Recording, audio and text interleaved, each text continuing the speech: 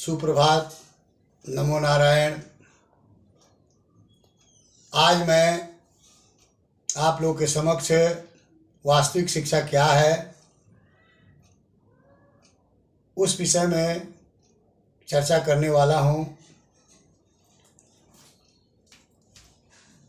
उससे पहले मैं अपने आराध्य देव का 1 मिनट का ध्यान कर लेता हूँ। उसके बाद पुनः आपके सामने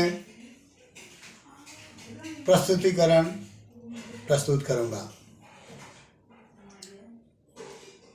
ओम सद्गुरुदेवाय नमो नमः। ओम गुरु ब्रह्मा गुरु विष्णु गुरुदेव महेश्वरा गुरु साक्षात् परम ब्रह्मा तस्मै श्री गुरुवे नमः।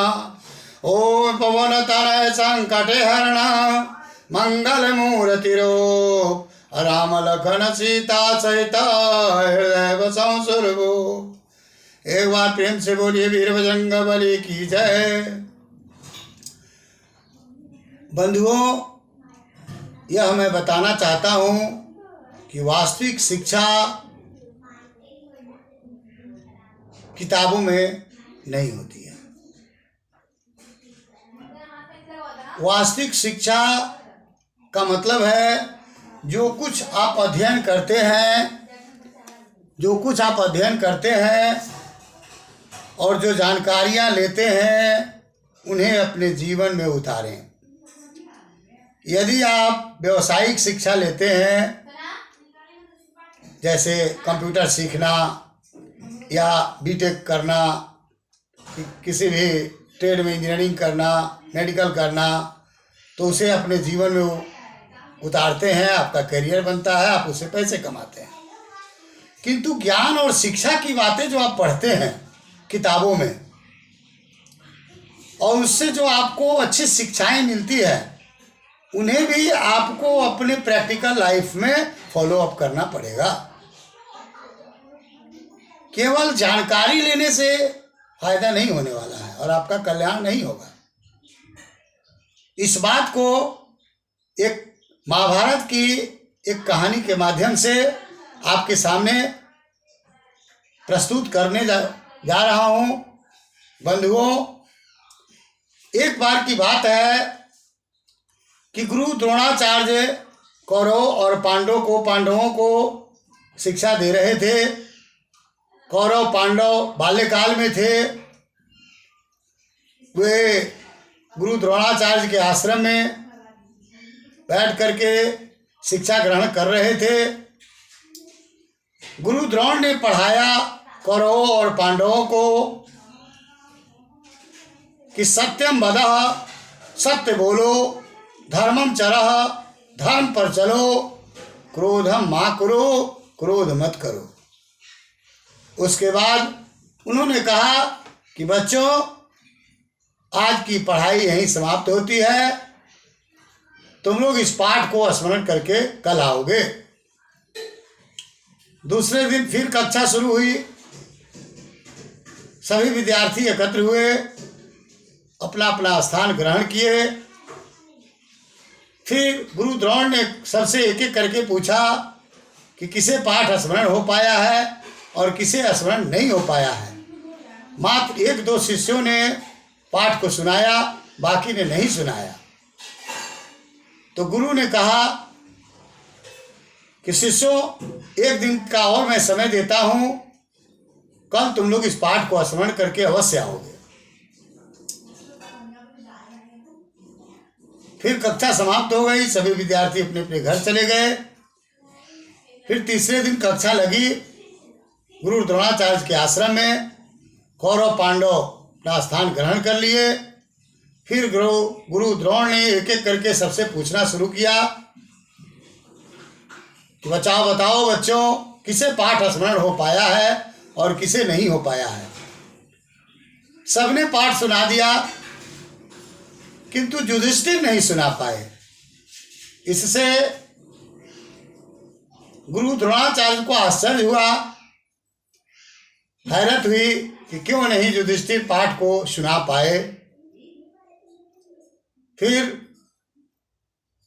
दुर्योधन खड़े होकर के युधिष्ठिर के विरोध में खड़ी कोटी सुनाने लगा, भला बुरा बोलने लगा।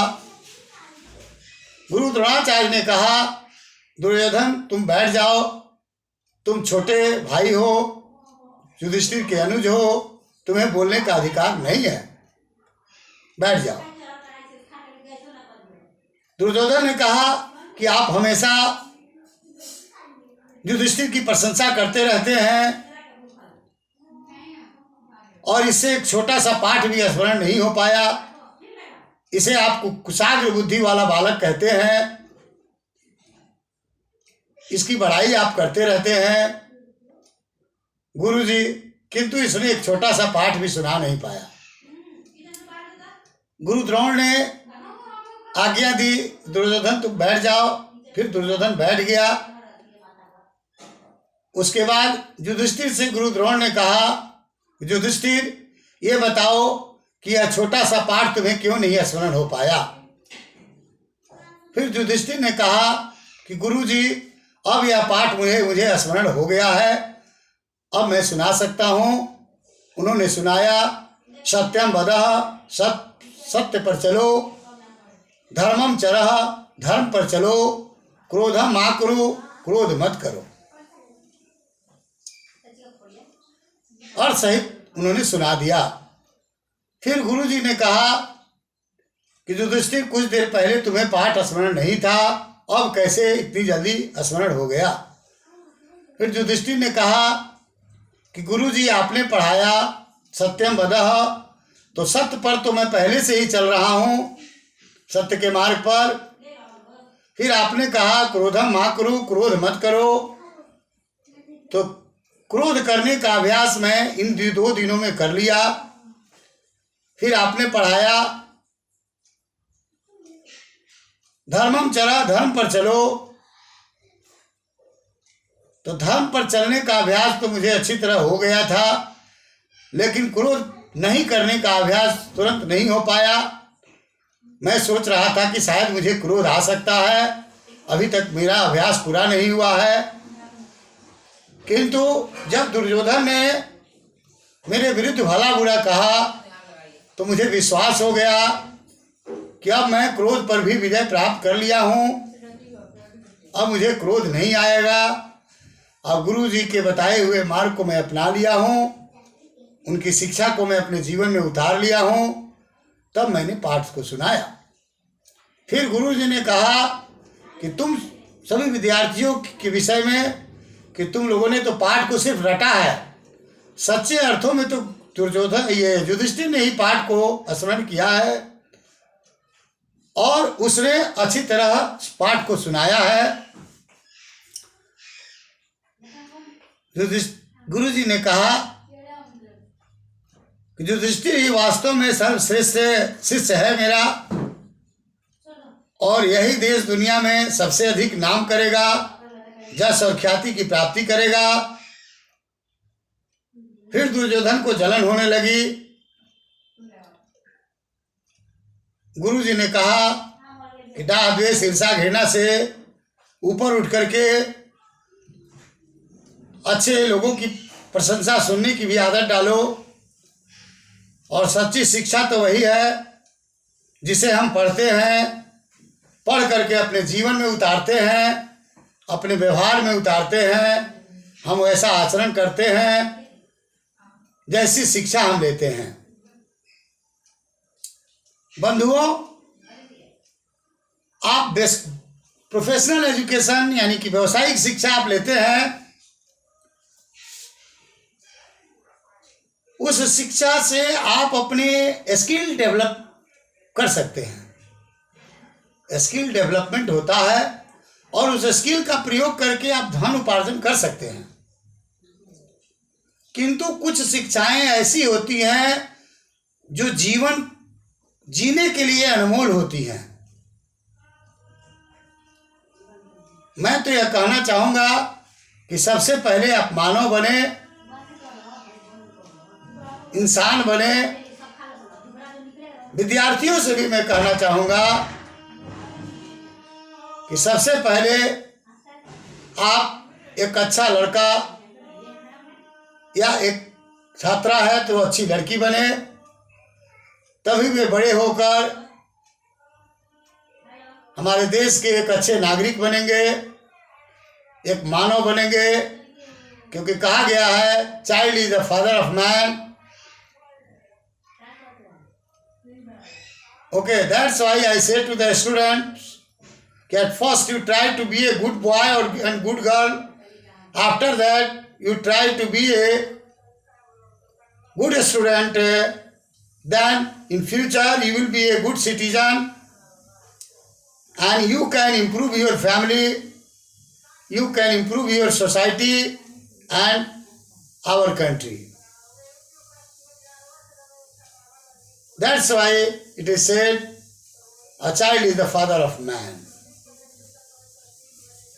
यानी कि आदमी को पैदा करने वाला कौन है? बच्चा। यानी बच्चा ही आदमी बनता है, सिटीजन बनता है। तो बंधुओं, मैं यह कहना चाहूंगा कि आप डाह, द्वेष, ईर्ष्या, घृणा, क्रोध इत्यादि को त्याग कर सत्य का मार्ग अपनाएं। क्योंकि सत्य बराबर तप नहीं, झूठ बराबर पाप, सांचे को सांचा मिले, सांचे माही समाए। यानी कि सत्य बोलने के समान कोई तपस्या नहीं है और झूठ बोलने के समान कोई पाप नहीं है। सच्चे व्यक्ति के अंदर ही ईश्वर का वास होता है। साचे माही समाय का मतलब भगवान कहते हैं कि मैं उसी में समाहित हो जाता हूं जो सच्चा होता है, जो सुकर्म करने वाला होता है, जिसके विचार सकारात्मक होते हैं, जो अच्छी सोच वाला व्यक्ति होता है, जिसका हृदय पाक और पवित्र होता है। वैसे तो 18 पुराण जो हैं वे पाप और पुण्य की बंटवारा किए हैं कि पाप क्या है, पुण्य क्या है। पुराण के 18वें अध्याय में यह लिखा हुआ है कि 18 पुराणेषु व्यासस्य वचनद्यम परोपकार पुण्याय पापाय परिपीडनम। यानी कि पुराण के 18वें अध्याय एवं महर्षि व्यास के वचन के अनुसार किसी को पीड़ा देना पाप है और किसी को सुख पहुंचाना पुण्य कार्य है। यानी कि किसी भी तरह से अगर आप समाज की भलाई करते हैं, समाज की उन्नति के लिए कार्य करते हैं, अपने और अपने परिवार की भलाई के साथ साथ आप जहां भी हैं, जिस क्षेत्र में भी हैं, सच्चाई और ईमानदारी के साथ कार्य करें, समाज और देश हित में कार्य करें। क्योंकि कहा गया है परहित सरिस धर्म नहीं दूजा, परोपकार के समान दूसरा कोई धर्म नहीं है।